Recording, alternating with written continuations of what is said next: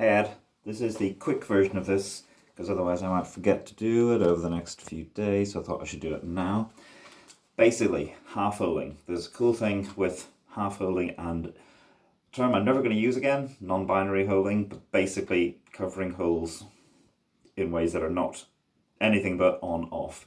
So, first thing, if you can't get a diagram of the clarinet, it's important to know that the only things that you can half-hole keys, but it's very difficult, as I've said before. I'll show you that in a second.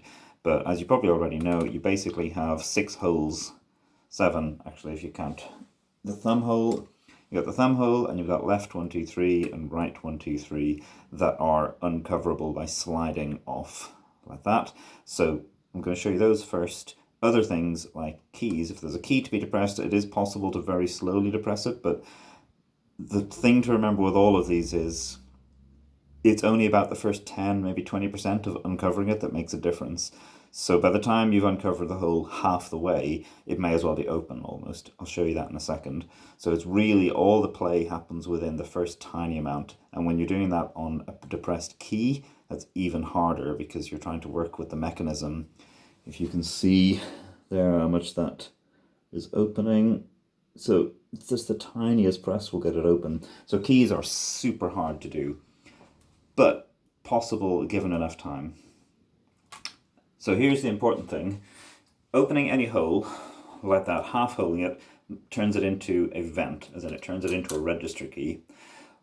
So for example, and this works particularly well on long fingerings, so like low F, low E, low F sharp, low G sharp, low G, those kind of ones down there. The more holes you have open, the less predictable this becomes. Well, that's maybe not the right way to frame it. Anyways, simple examples. So when I say it turns it into a register key, that means it allows you to access the upper harmonics. On the clarinet, of course, you only have odd numbered harmonics of those. So F fundamental.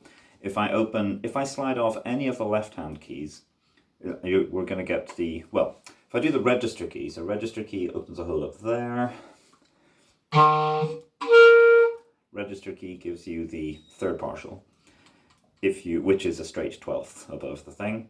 The next one up is the fifth partial, and that you can get from opening any of these as a register key.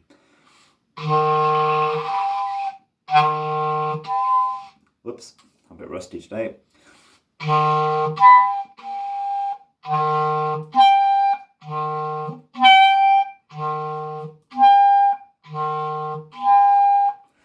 So that, I'm not changing anything in the mouth really. If you open half hole any of those and it accesses the fifth harmonic, which is a compound major third. You'll notice that the third one came out slightly flat. Let me do the ones on the right hand. That's a bit different because the hole the F was coming out of is down there, so these right hand holes are quite close to it, so they're a little bit less predictable. So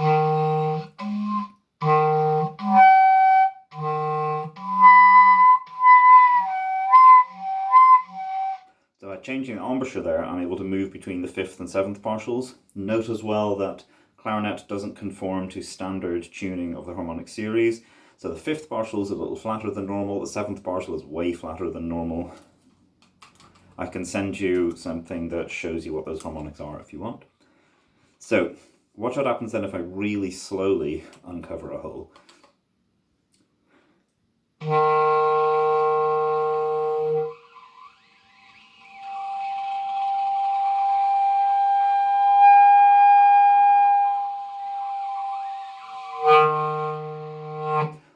I was doing quite a bit of force there because as soon as I started uncovering the hole, that was that first finger, then you quickly see that I have to put a lot of force in because the air doesn't know where to go. It's trying to go out there and out the bottom. At some point it hits the sweet spot where the harmonic is able to come out. So you got fifth partial. It wouldn't take much of an embouchure shift to maybe get a seventh partial out of that. Instead, I'll try the same hole but with slightly different embouchure.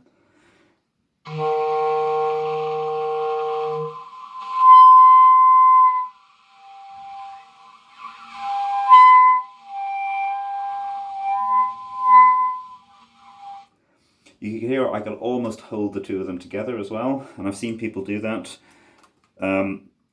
So the principle with this is, on any low finger, let's try a different one, low G sharp.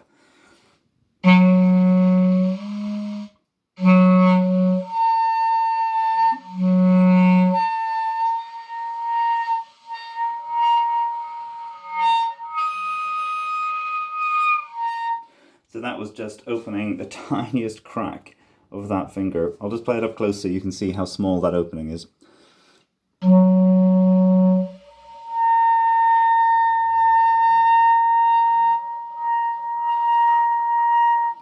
You see as well, so sometimes you can get the fifth or the seventh partial. They seem to come out easiest. Sometimes you can even get the third randomly. If I fully open it, you'll see that what happens is that the pitch goes up a little bit, it goes sharp. So that's what happens with hole openings. You can also ask the player to try and balance things in. I've seen when John Sage was doing it the other day, he was able to balance the fundamental along with a couple of other harmonics, or one harmonic sometimes. See if I can do that.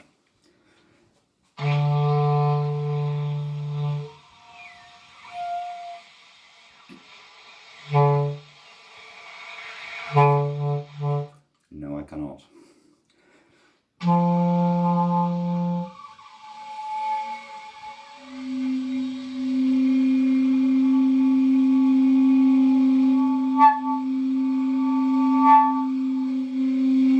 Okay, that was interesting.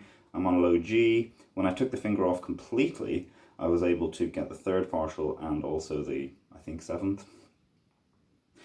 Another important thing to note is register keys and how they work. Hole fully open is quite large. The register key, if you could see the hole, is tiny. It's less than half the size of a normal keyhole. What this means is that when you just half hole or open it a tiny bit, the small hole acts as a short circuit for low pitches. So low pitches get killed, high pitches can still pass. So the fundamental dies, but when you open the hole fully, that short circuit isn't as effective anymore, and you've got a bit more play with it, which is why I was able to balance out that third partial and seventh partial. So at the start of a half holing, you're likely to lose the fundamental, and it's almost impossible to keep it in place. Depends on which finger is open, depends where it is along the key, along the barrel, and that's not very easy to quantify.